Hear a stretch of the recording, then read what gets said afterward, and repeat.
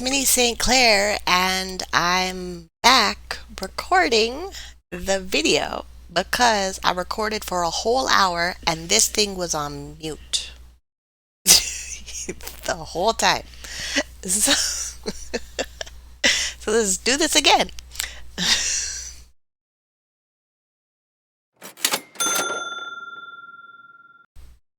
Hey, I'm Minnie St. Clair. I'm 38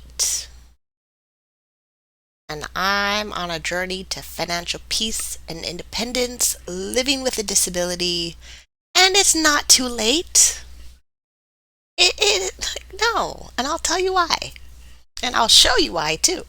All right, so let's get into the December first. We'll close out December because December needs a proper send off.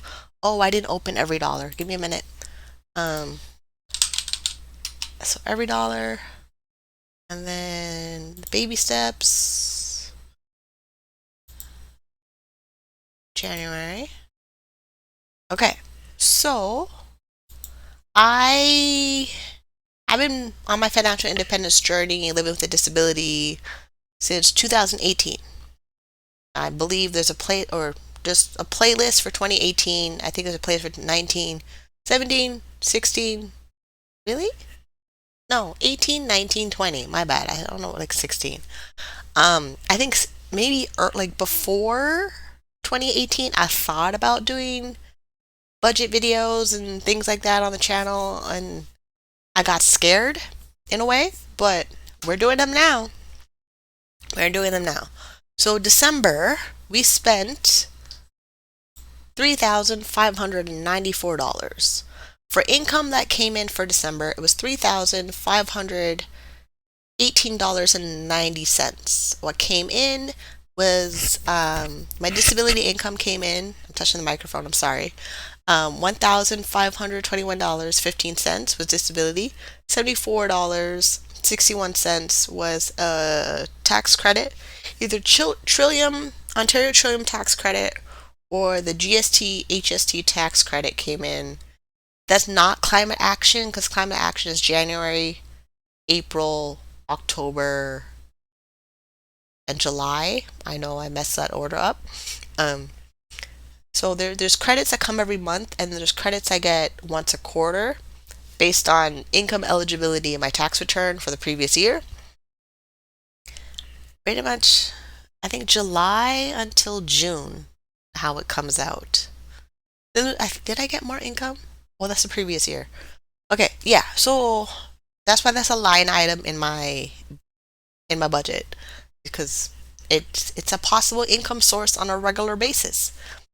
So then gross income that came in from my webcam income, $733.07. That was from 2 weeks of working webcam, about 20 to 35 hours. I remember like hoping because last year webcamming, let me show you that.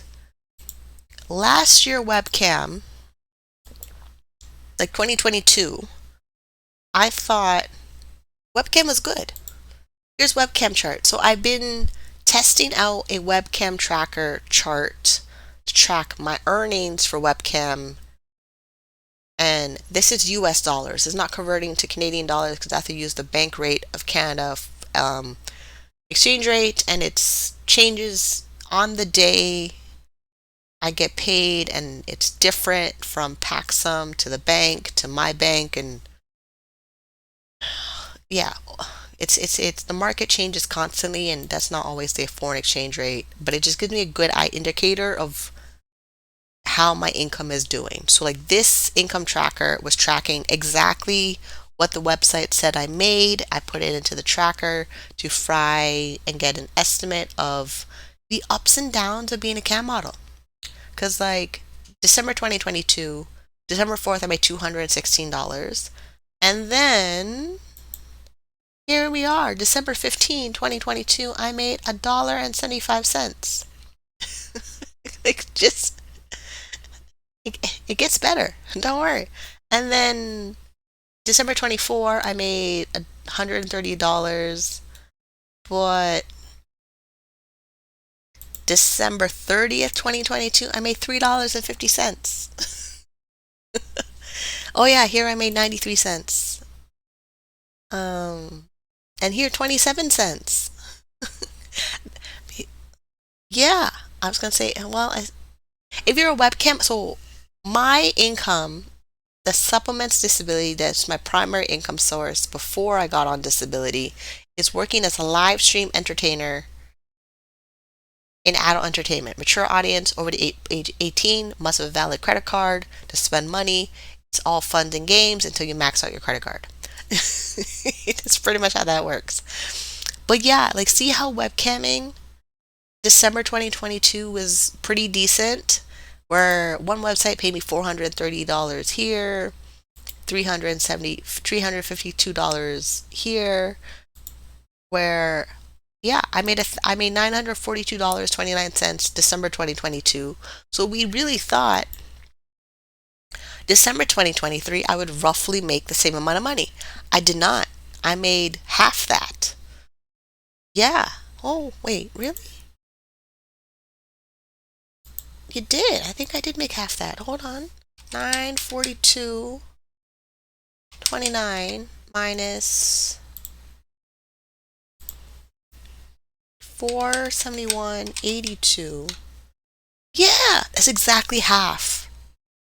Wow, I've never done that before. You've seen that now in this recording. I've never actually figured out. I'm tracking a lot of stuff. I can tell you that. So, like, I'm tracking the whole 12 months in my budget now. I'm tracking my net worth. I'm tracking the revenue of my earning commissions from webcam. And then investments. We're tracking investments. We're tracking the stock market. Well, mostly the financial planner tracks the stock market. He just tells me about it and I try to pay attention like I understand what he's talking about. um, yeah. There's something that happens when you track certain things that matter. I don't track everything. Like, I don't track how much I weigh. Not really. Like, well, kinda. A little bit. It's like I'm going to the doctors every month to do B12 injections, and their scale is in the hallway. And as I'm leaving, I'll step on the scale to see what it says. I'm kind of tracking my weight, but not really because I'm not working out, which is a goal for 2024. I'm not worried about it in 2023 because it wasn't a thing I want to worry about in 2023. Actually, kind of. Right, July, when I went to the cosmetic surgeon to get a consultation because I wanted to figure out um, breast surgery and the Brazilian butt lift surgery. I could do the Brazilian butt lift surgery. It's just the recovery. I'm not really excited about the recovery. I can handle the recovery on the breast surgery because I don't really have to do a whole lot. While the other surgery, I can't sit down for like 2 weeks. I don't know if I can handle that. Like, just no. Yeah. So that was part of 2023. So 2023 was just a fact-finding mission about cosmetic surgery because it is a business investment for the entertainment industry that I'm in. And then my net worth, let's start here. Or what we're doing. No, we're still in every dollar. My bad. I'm so sorry. Right. So webcam came in $733.07. And we really thought I would make more money. I really did. I wanted to make more money. But what stopped me from making more money was other cam models, when they have a horrible day, that's all they complain about. So I can't socialize with other cam models anymore. They're super negative. Oh my God. Here's the thing. The job as a cam model is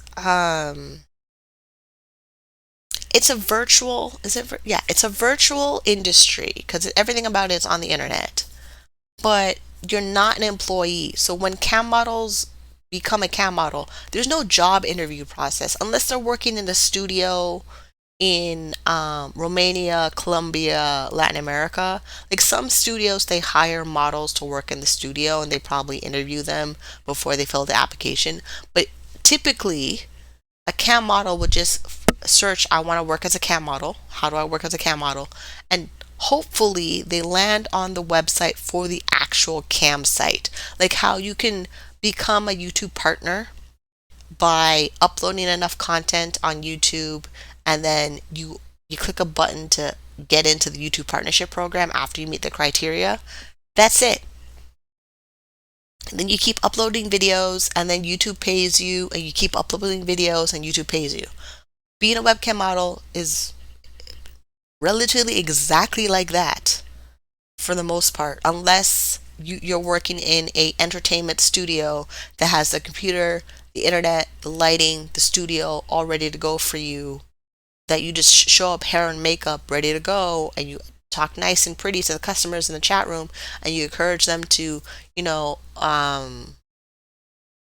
interact on the website. So that like you like if you're a YouTube content creator and you're watching this, you kind of understand the content creator industry, because it's the exact same as like when I live stream as a cam model. Just, I did that first. YouTube came second. I was a webcam model first. Yeah, and then gifts and other income, $1,190.07. That was an interesting combination. That was Christmas money. That was the refund check from the electric company. That was the bank giving me an apology credit. That was somebody buying me a coffee on my buy me a coffee pages that should be linked in the description, or they're on the channel page. Like you click the channel about me thing and it drops down and it has links to buy me a coffee. Choose one. Support the channel. I really appreciate it. I really do, because it's really helping. And I love when they show up, they really do put a smile on my face. Because I know you really appreciate what I'm doing to buy me a coffee. Okay, so that came in. And then how did we spend it? So housing, $1,244 and a penny. Lifestyle, $622.44. And then investing, I put $1,200 in investing. Investing mostly went in the registered disability savings plan. And then debt repayment, they got $527.67. So here's every dollar. Every dollar shows you month to month, a nice thing. I don't really like the insights on every dollar. I don't like this thing, I don't like it. This is okay. The income versus spent is nice, but this one, I don't like it. This one, I don't like it. This one, I don't like it. And this one, I like it. I just sent them their feedback.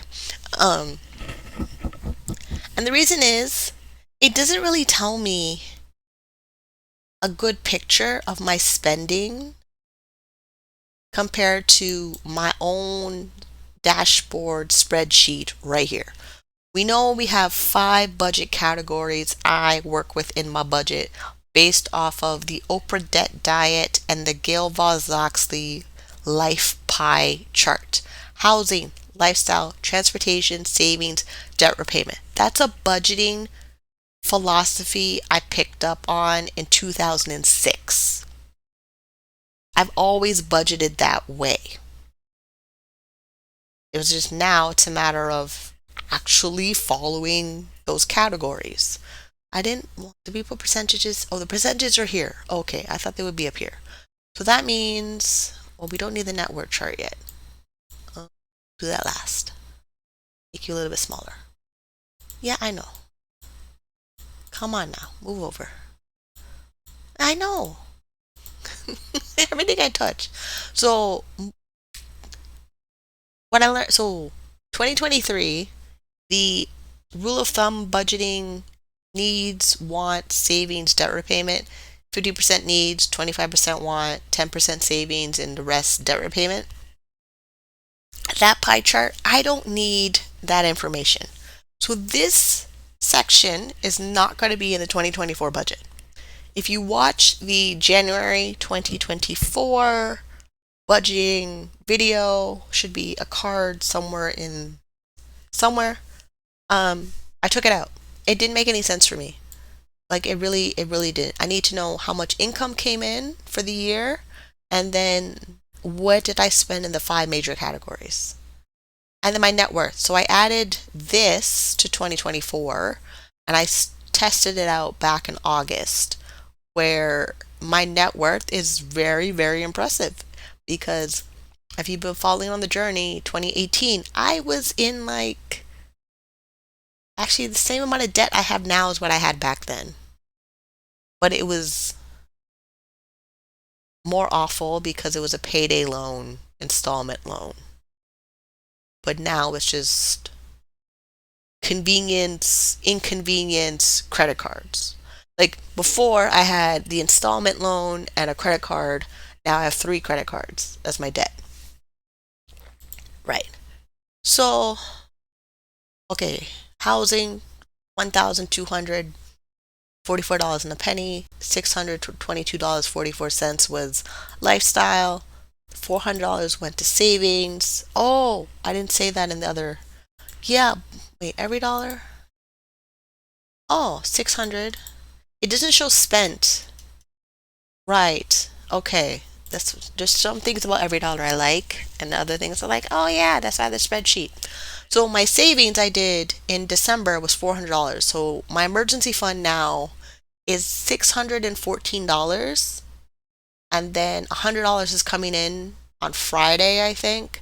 Then another $100 is coming at the end of the month because my business for self-employment, the 700, so net profit ended up being not net profit, gross revenue, 700 $777.63 was gross revenue. Expenses for the business were $340 and a penny, and then net profit $437.62. That profit and loss statement got sent to the disability office. So at the end of the month of January, like the last business day of the month, the disability should look like this, where they're going to add the work related benefit to my benefit check, and they're going to automatically pay the rent and the electricity bill, and then they'll direct deposit me $574.70 in my account. Then that goes into the budget, which is that tiny little budget I have at every spreadsheet that only tracks my disability income and what's but the left rollover bank balance, tax credits that come in. Sometimes I'll track, like depending on what's going on in the month, I use this spreadsheet to plan out what needs to get done in my budget, and then I add it to its big category over here. So originally when I budget, before, it used to be in the back of an envelope, pen and paper, looking like this. Like, yeah, more or less, without the notes. But definitely, I would have what needs to get done here, and then how much is going, and then I'll add it up and minus it, and here we are. And then I started doing it on the spreadsheets, and then I started recording it, and then I'm sharing it with you. That is how the evolution of my debt-free journey, merged. As I got like, so 2006, I started with Susie Orman. Um, I got her book. I got the Women and Money book. I think I still have that book. Maybe I don't. And then she has this other 9 steps book. I think I got. Do I have it? I don't know. I need furniture in the living room. I need to put my books back in the bookcases. I don't know what's out there. The way my apartment looks, you swear I just moved in. And I've been here for 16 years. I need furniture in the living room. That is something for 2024. Because I have no idea what books I have right now. Because there's no proper bookcases for them. Yeah.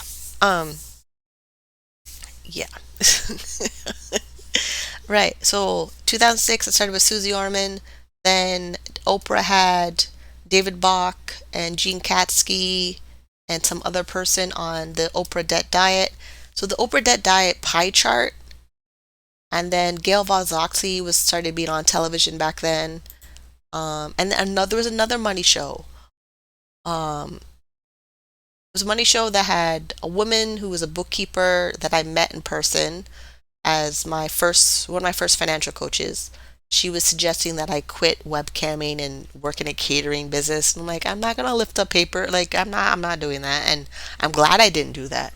Like, I still hate it now.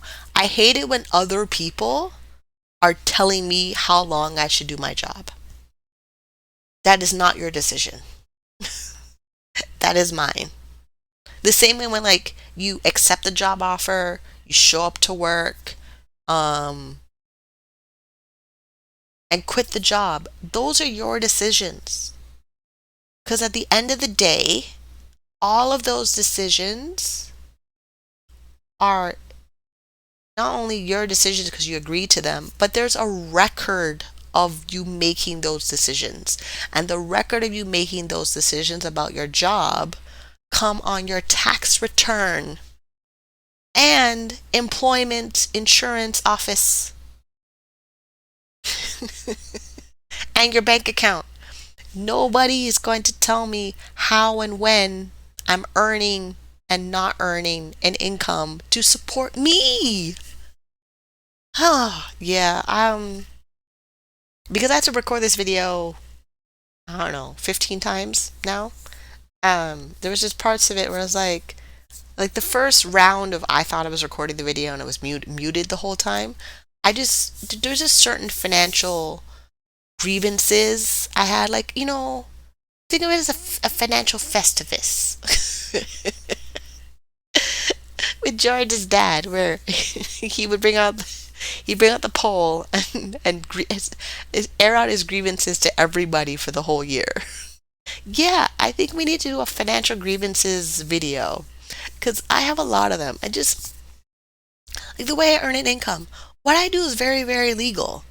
Like being a webcam model, signing the contracts, getting paid, filling out W-8 BEN IRS tax form. I don't want to fill out that form, but I want to get paid. And that form is typically only for people that are outside of America, earning American income, and the IRS needs to make sure they don't double tax you on American income for not being a full resident of America. But then I realized the WABN is to exempt you from being double taxed on the income because of government policy. Hello. So, no, like, again, like I said, I don't need nobody telling me to quit my job. I just don't. I've been like we've been doing this financial journey since 2018, and I've been aware of my money behavior and habits since the minute I turned 18 and moved out on my own. Like when I moved out on my own, the housing situation I was living in, the house I was living in, the man who owned the house and all the bills was in his name and he was not working. I was doing all the work. He had the checks come in his name. Not one of the checks were coming in my name and then he would pay me for webcam because he decided to turn his house into a studio and offer it out for rent, which was like an apartment plus I was living there and I got to work there because I got to know the person that was see, like people that do house hacking and they live either they live in the basement of their house or they live like they have a duplex and they rent out their house. They like y'all better have really good boundaries. I don't trust those landlords. I just don't. And it's because of the stuff that I've been through for my financial trauma history. I just don't. Anybody who's renting out their house and they still live on the property, I am not living there. Hello. No. It just the whole journey just brings up memories. It just brings up memories about everything. It brings up people telling me that, oh, I can't, like my dad yelled at me for saving my allowance. Bring it up now, he'll fully act like that never happened. But I still get flashbacks and my body keeps score of what happened. I'm still in therapy talking about what happened. Like, yeah, financial independence, financial personal finance, we don't start the same starting line. We don't start at go. We start anywhere on the board and we have to make it, and you hope you win or you hope you don't go bankrupt. I think Monopoly was the one game you can go bankrupt. I don't remember that happening in Payday or Life. Remember the amount of board games that gave you fake money and the Fisher Price checkout cashier store. the amount, you know the times I played banker in a game and Sims. Yeah, the amount of times in Sims you know that the bills are due and you don't want to get repoed and you open the cheat box and you type in Rosebud or Motherlode or family funds, enter a specific amount of money so that you don't have to sell anything or lose anything, to the point where Sims 3 has a no bills for life reward item in the game. As soon as I have enough lifetime points in the game when I play Sims, I make sure there's no bills forever. And then I'm playing Sims 2. It's just I just cha-ching cheat code $1,000 pay the bills. Cha-ching.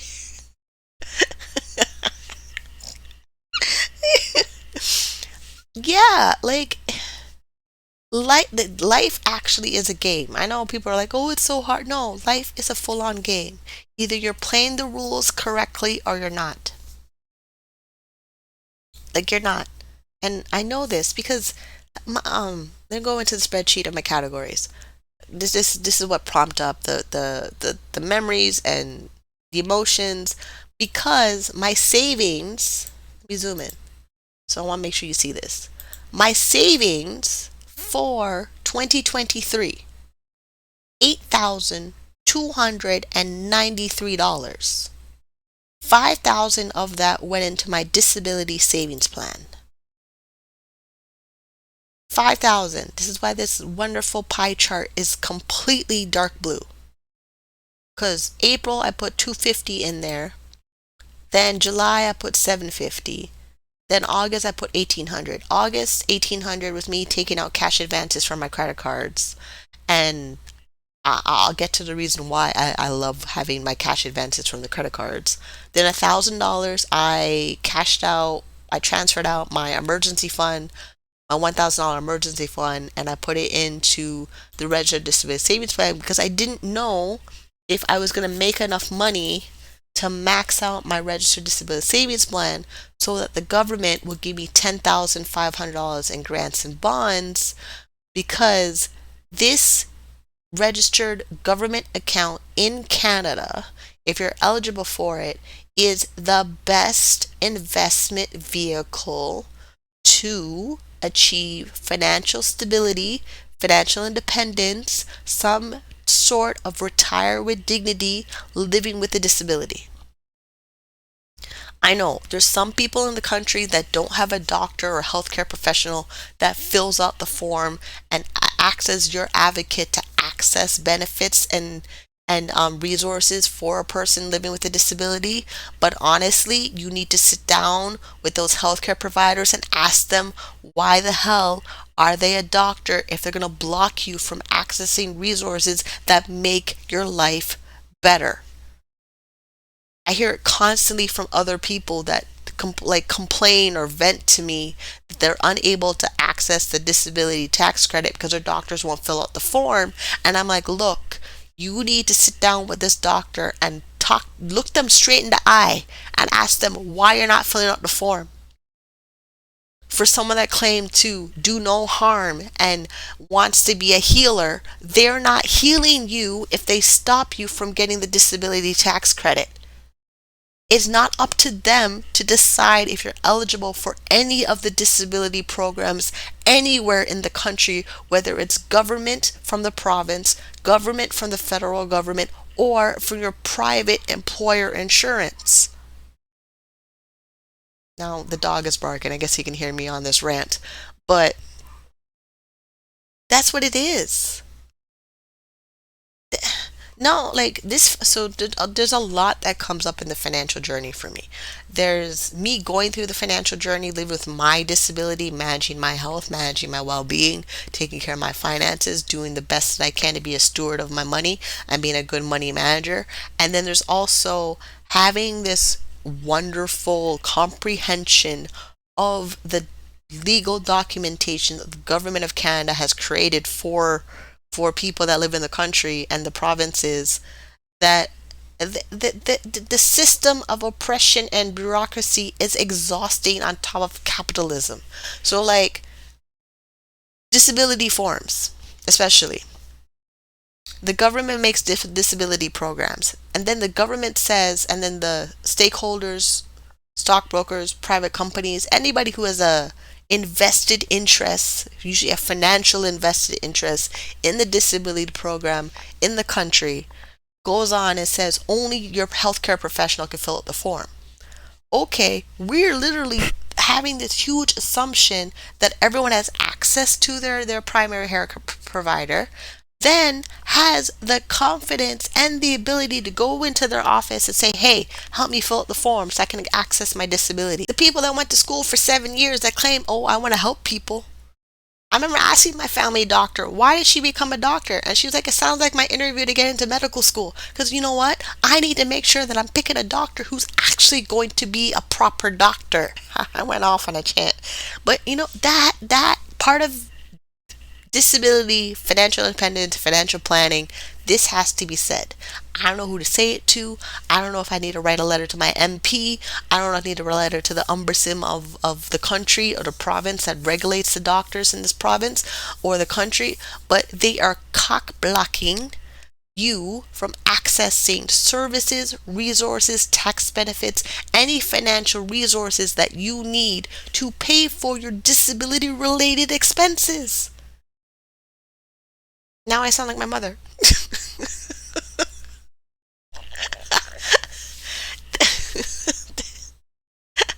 Now I fully.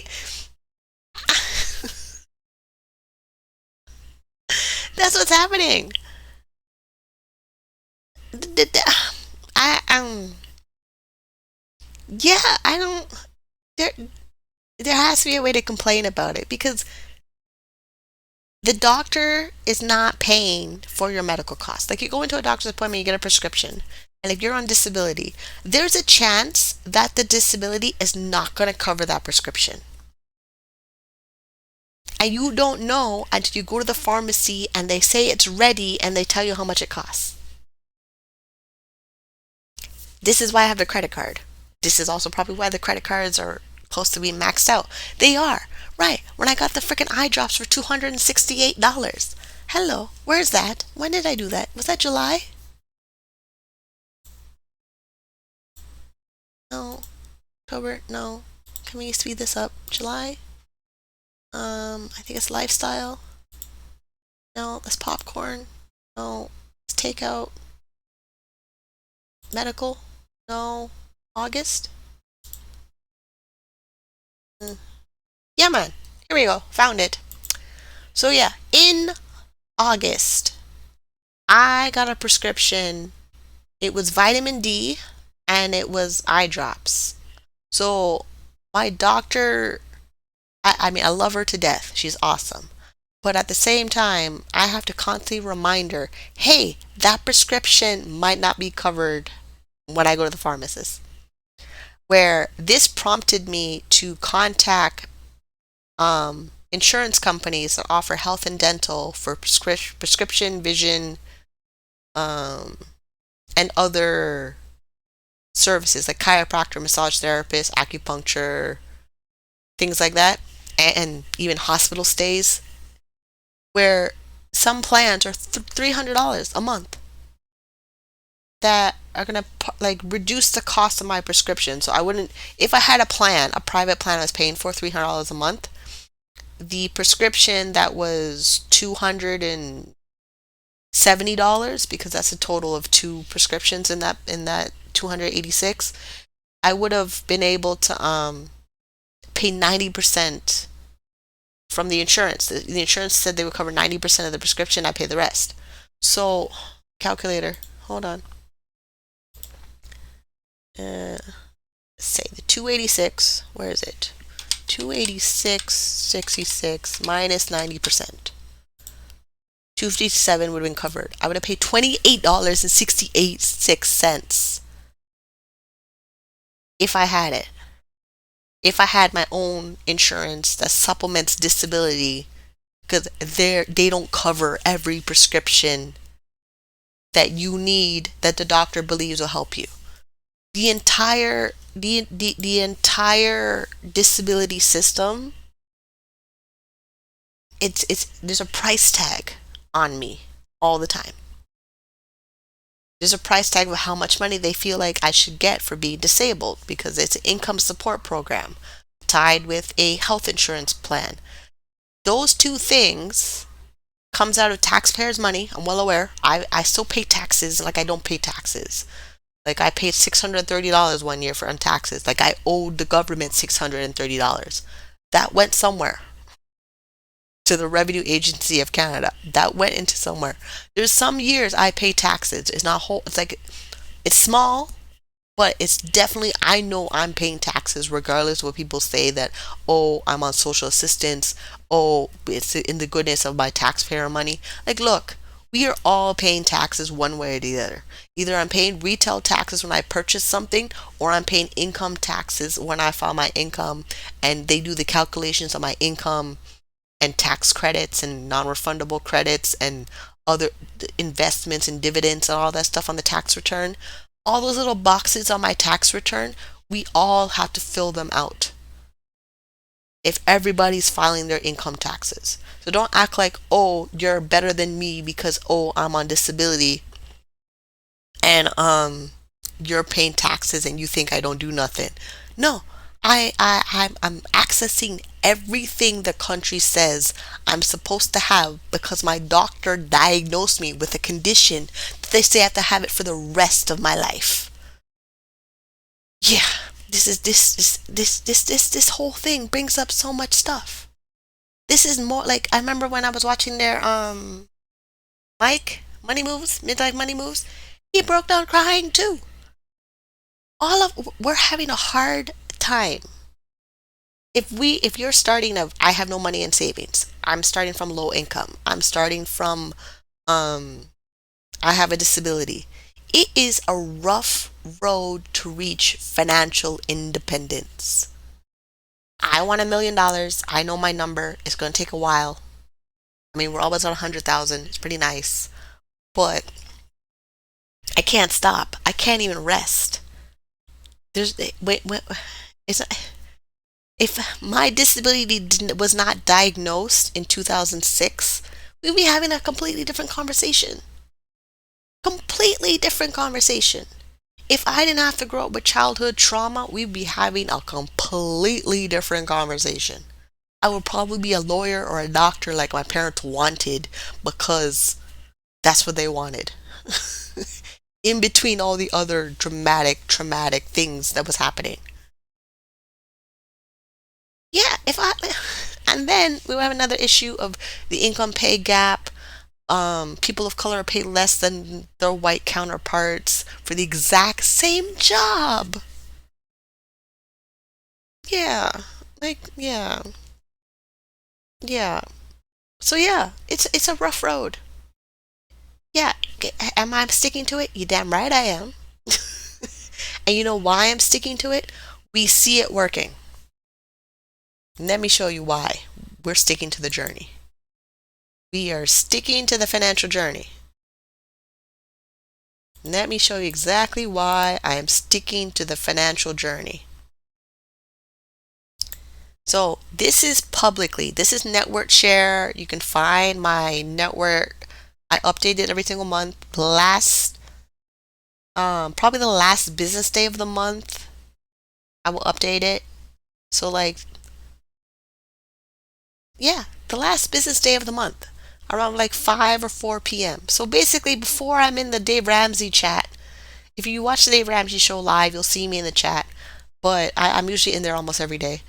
And yeah, basically last business day of the month before the show Dave Ramsey starts, you'll see me update my net worth on the calculator, and then we review it every month um when we do the video. But this, I started tracking this in August.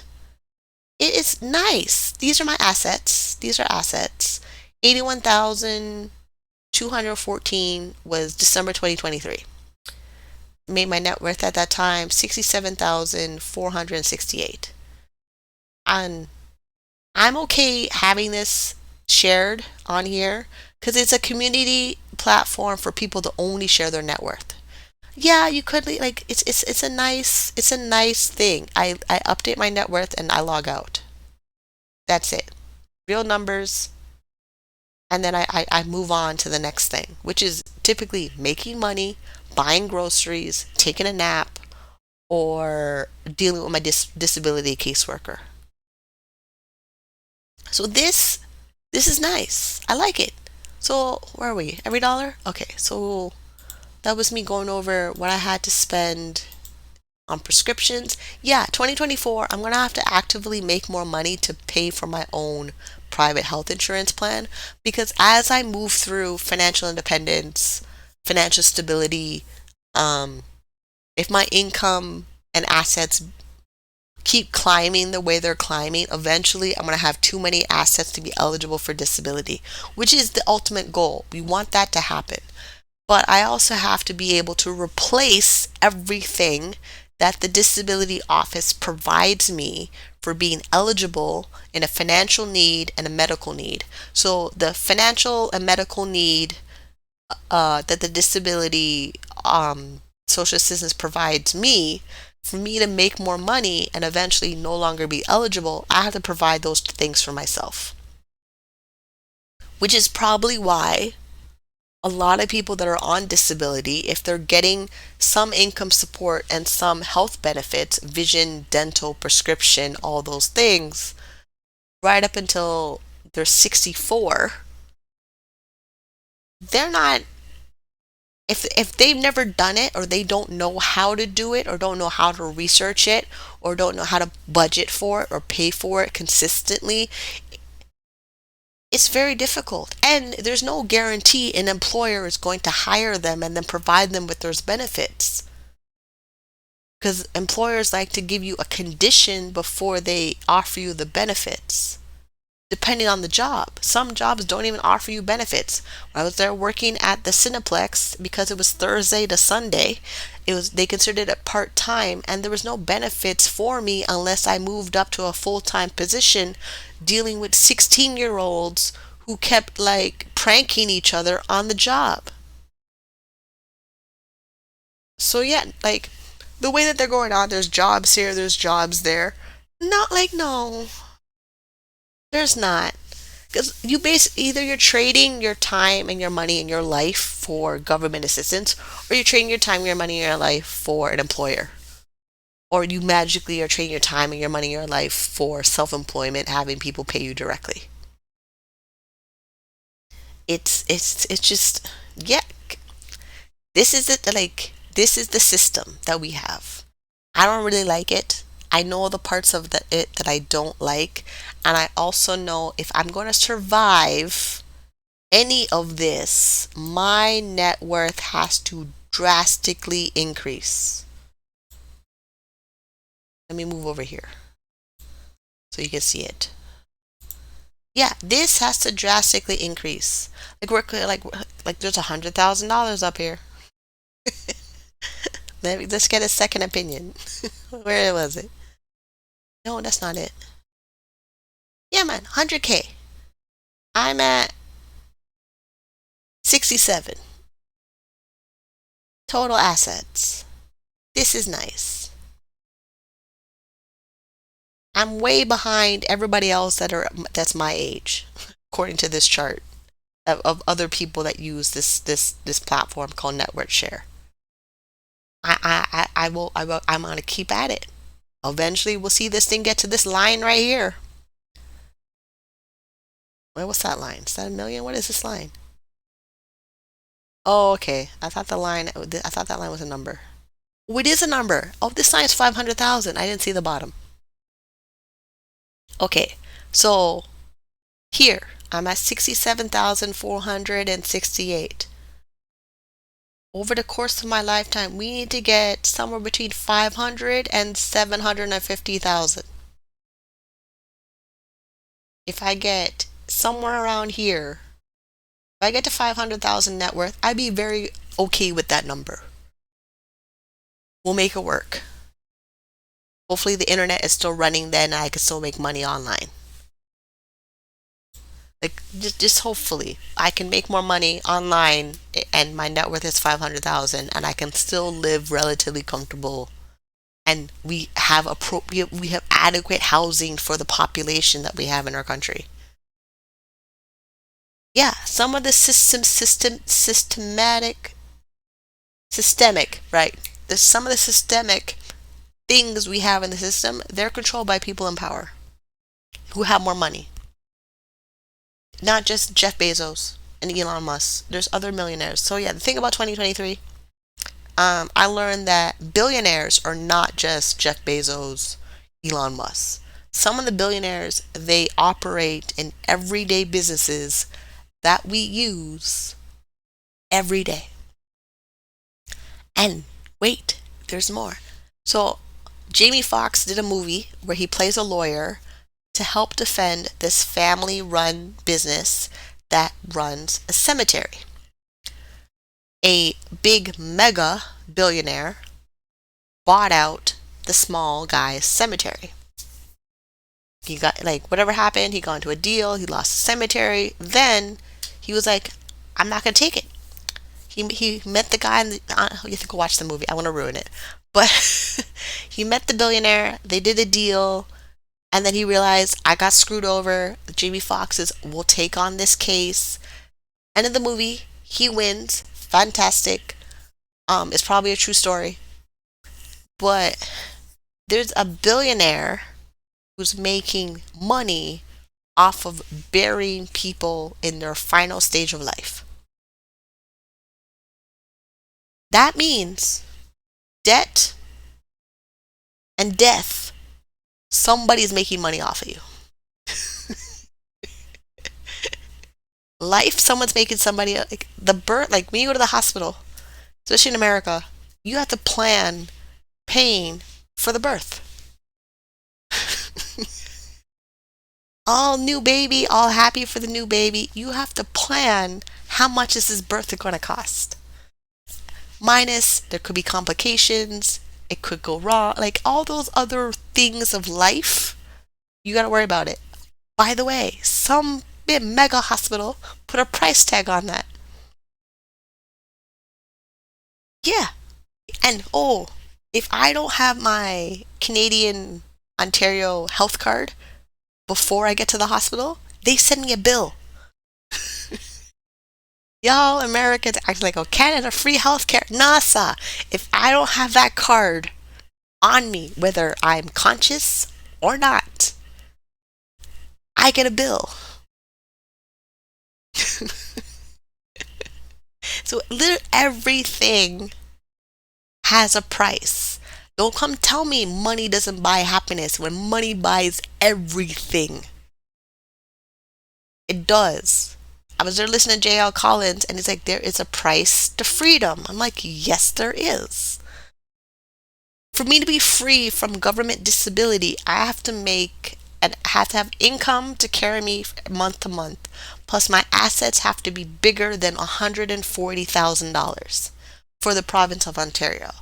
And then because people have been leaving comments on my videos and social media posts and things like that that say they're on disability benefits in Alberta, I decided to research part of the afternoon yesterday the disability policy for Alberta called Assured Income for Severely Disabled or Severely Handicapped. They have a really weird name over in Alberta for their disability program. But I found their policy directive, I went through the policy directive, and their asset limit is $100,000 total, regardless of what it is or where it comes from. Then there's some exceptions that are not counted. Then there's some non-exemptions that are counted towards reducing the benefit that they give you. Then they have this other $5,000 personal benefit that I think they give you when you have financial hardship while you're on the disability program. And then there's a monthly income reduction. Like, I'll make a video about it, but the way that every province across the country has their own disability program, they literally put a price tag on getting their benefit, what you give up to get their benefit, and then what you need to do to leave their benefit. It's not like you can just leave disability and quit. You have to have a financial plan before you leave disability benefits. Like, you usually end up on disability benefits from the state or the province because you went through financial hardship. You maxed out all your resources, you probably drained out all your savings, you probably don't have money for a lawyer anymore, and you could be on the brink of being homeless or something. Then you get on disability benefits. Then they give you some little bit of money. And it's really little bit of money. It's almost like you got grandma money from the government. Oh, here's some money for your troubles. That's basically what they're giving you. And then they tell you, oh, to get more money for your troubles for next month, you have to fit this list criteria every single month. Every time, like, you're always proving you're in trouble financially, mentally, physically, all the time. Like, literally all the time. Every month, I have to worry about this government agency reviewing my income, assets, debt repayment, all that. Like, yeah, I want to buy my freedom. I don't want to. $8,923 went into savings. That has to be more as the years go on. The more we do these videos, the more I do year in review, the more I sit down and say, hey, this is what happened this year, this is how I feel about it, this is the rant I have about feminism, capitalism, bureaucracy. Yeah. So yeah, when I point on the net worth chart, I need to be at 500,000 net worth and beyond. Yes. It's a non-negotiable. I need to be actively saving and investing my money in a direction that shows you people I can become a millionaire. I used to be poor. My income used to be below $30,000 a year. Before I got on disability, my income was 5,000 US dollars a month. According to the Bank Rate of Canada at that time in 2003, it was about $84,000 for the year. And I lost it because I literally went psychotic. That's the reason I lost my money. My brain snapped. I had a psychotic, depressive break, and I couldn't function anymore. And then I got on welfare. Then someone said apply for disability. And then my psychotic brain at that time didn't want to apply for disability because I thought it was a sign of weakness. So part of the insanity that we're going through is created by the system that we have in multiple areas of our life, over and over and over again. Like, if you worked at an employer, because of 2023, and I did the research study of thriving with a disability, what they call it. I don't know why they called it that. It's a horrible name, but we'll make videos about. They have slide presentations. I'll make videos about. We'll slide presentations about it. But there's some people there that they were employed, and they looked to be well in their 50s and 60s, and they had to resign from their employment because they're medically disabled, and they had the job, the salary, the insurance from the employer, and they lost it. And then they went through their employer because the employer said, we got you covered, we have your insurance, and they made them drain all their income and assets to fight for their insurance that the employer kept saying, we have your insurance, we have your insurance. No. If anything, save yourself. This is why this is also on my anger about billionaires. They saved themselves. Yes, a lot of billionaires stepped over a lot of people to have their money, but that should tell you some of us are going to have to do that in a legal government policy way. It, this is why I don't mind taking my cash advance from the credit card.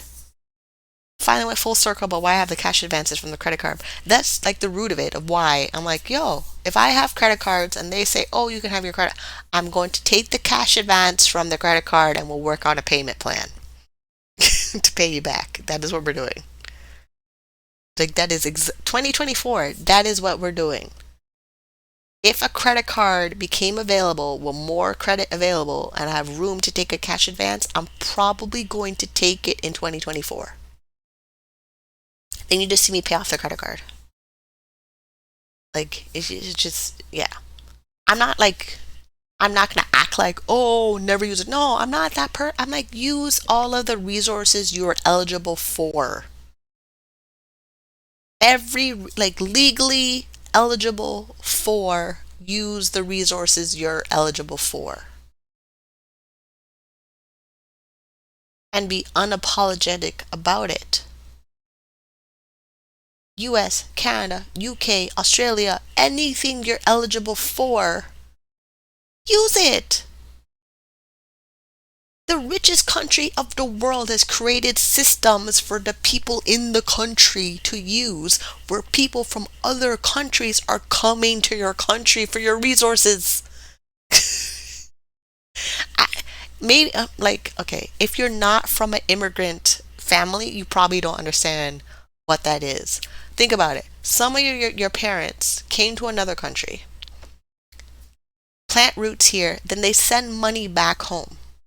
Western Union, MoneyGram, some other way of sending money back home. Then back home, thinks here is the land of milk and honey. They think we get zero cell phones by walking into a store. They do. They think we get the latest video game, clothes, everything. I remember when my cousin came up here and wanted the PlayStation. I barely had a PlayStation. He wanted PlayStation 2. I was still on the Nintendo.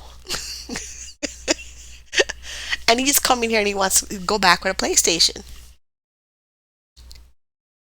Because he heard so much about the PlayStation. Yeah. I remember giving up my Nintendo, the classic, the Super Entertainment System, because my mom was like, give him the Nintendo, I'll buy another one. I'm like, I really want to hold on to my Nintendo. And my cousin only heard, my mom will buy me another one. That is it. So the pressure of an immigrant family, a BIPOC immigrant family, if we come to US, Canada, England, Australia, and our family is home waiting for us to send them money, not only do we have the pressure to be financially stable here, part of our wealth is already gone sending it back home. Yeah, yeah. So when I say none of us start at the same place, none of us do at all. None of us do. So it's up to you to do whatever you can to use all of the resources because there is a generation of families that just pluck it out of the air and took it and then made laws to stop other people from taking it. You realize that, right? They took it, then they made a law to tell you you can't come over here. So yeah, my credit cards, I'm keeping them. The disability, I'm reading if I could read every province's disability policy and make you a financial plan, I'm going to do it. If you're able to maximize what you need to maximize and take care of your health, take care of your well-being, take care of your disability. Yes, I may be in psychosis right now, but there's nothing we can do about it.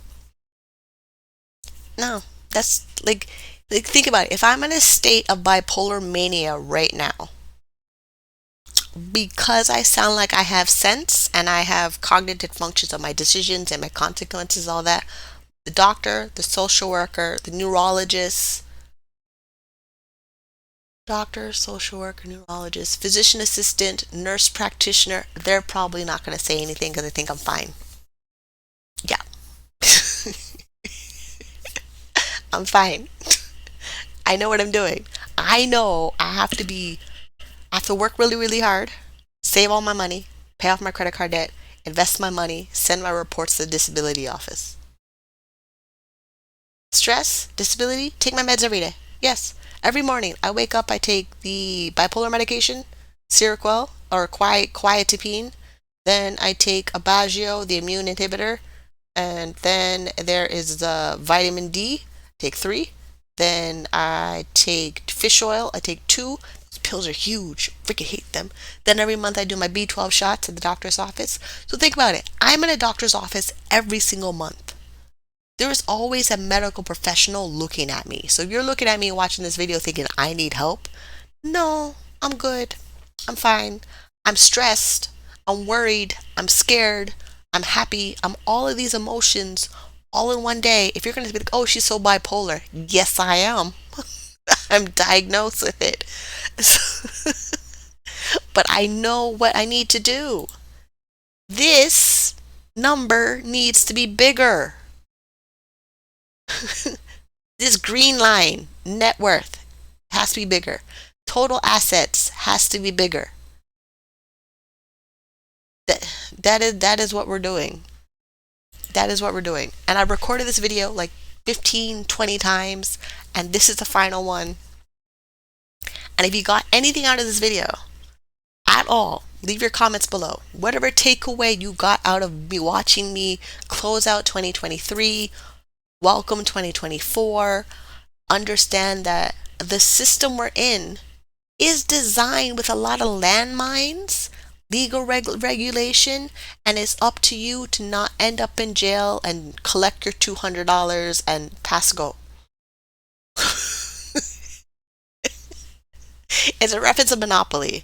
And earlier when I recorded this and I had no audio microphone, I was talking about Monopoly that we don't all start on the same place on the board.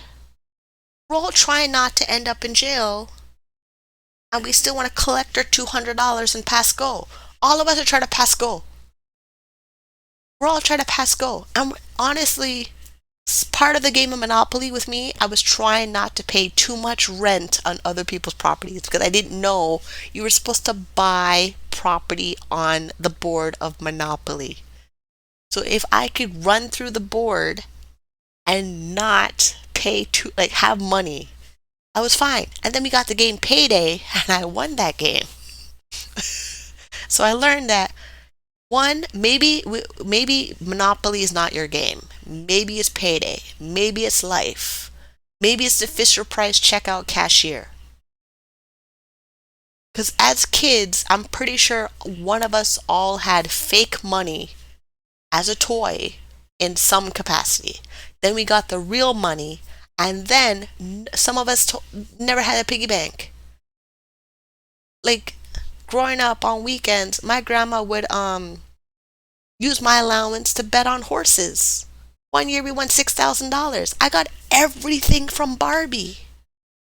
Minivan, Corvette with a remote control. I had a pink remote control car, and the controller was pink. And the steering wheel moved, and the whole car was pink with lights. We had everything. I like the amount of stuff I had. Everything from Barbie. And the only reason my Barbie had a television, it was a toy from McDonald's. McDonald's had this toy that was a train set, and in the train set had a television where you slot like it would move, and it had a TV in it. That became my TV in my Barbie house. My mom probably has it in storage. But I'm letting you know, like, pick your game, know the rules, win. That should be my title for this episode. Because that's how I'm closing out 2023. The reason everything is going in my direction in an upward swing, we shot up high and then we're swinging. Which was this, if you didn't notice it. My net worth. Hold on, let's zoom out real quick so you can see it. Let's make this bigger. This is my net worth. Yeah, I know. Here's the net worth. We shot up to here. And it's mostly because I put in $15,525 in my registered disability savings plan. Then the government put in 51,800. I cannot take it out. There's a whole complicated government rule. I can't take that money out. There's a minimum 10-year rule because I have to be in there for 10 years. So it's going to be invested in the market. I can't, so 49, I can't take it out. But then 49 is when they stop putting the grants and bonds in the account. Then I have to make sure I put in all my contribution deposits in before I turn 59. And then I have to take it out when I turn 60. So this disability savings plan account is literally where majority of my wealth is going to be. And then I meet with a financial planner regularly, and we review the performance of my account to see if it's on track of getting all the disability grants and savings bonds deposited into the account. Me making sure that I deposit all of the required contribution rooms for carry forward and catch up contributions in it. And that's my major investment account. Then I added the tax-free savings account, the first home savings account, and a non-taxable registered account. And I'm making sure I put money in all of them. And sometimes when I put money in any of them, except for the non-registered taxable account, would be cash advance from the credit card. I'm okay with doing that for a period of time. I don't recommend a long period of time, but I do recommend it for catching up on certain things in your life. I told, like, if a credit card wants to do that, yes, go ahead. We will figure out a payment plan and I'll pay you back. But yeah, I talk for an hour again. Okay, this makes up for the video I recorded earlier with no audio. Am I still recording? Okay, good. We're still recording. It's not. Is it flashing? No. Okay, good. Yeah, like this is it. I'm pretty sure my neighbors wonder I keep talking so loud to myself, but this is it. This is 2023. This is what we did. This is everything I could tell you about 2023, and then we get to wait and see what I have to tell you about 2024. So smooches, bye. Subscribe to the channel, bell notifications, buy me a coffee if you want to support the channel. Yeah, every time you buy me a coffee, I get to eat a food that I never get to eat before. So yeah, we're in this together. I'll see you on the next one. Bye.